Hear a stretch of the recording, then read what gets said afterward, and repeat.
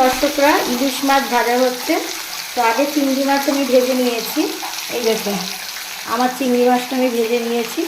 তো এরপর ইলিশ মাছ ভাজা হচ্ছে। এই ইলিশ মাছটা একদমই ছোট্ট বাচ্চা, যার দাম নিয়েছে 550 টাকা কিলো।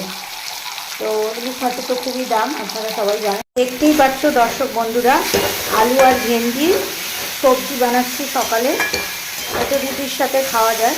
তো কালকে একটা পাকিস্তানি ব্লগ দেখছিলাম। তো পাকিস্তানে খুব ভেন্ডিটা আর কি উৎপন্ন হয়। তো যার কারণে ওরা কি বলে জানো তো, ভেন্ডি আর আলু কি সালান। আমি প্রথম দিকটা বুঝতে পারছিলাম না কী বলছে, তারপরে বুঝলাম তরকারি। তো ভেন্ডি আলুর তরকারি, তো আমি ওটাই বানাচ্ছি। তো চলো বানিয়ে নিই, তারপর আবার তোমাদের সাথে দেখাচ্ছি। দেখো, সুন্দর ভেন্ডির সবজি আর এই যে রুটি তৈরি হয়ে গেছে আমার। এই ভেন্ডির সবজিটা খেতে আমার দারুণ লাগে। তোমাদের কার কার ভেন্ডির সবজি খেতে ভালো লাগে?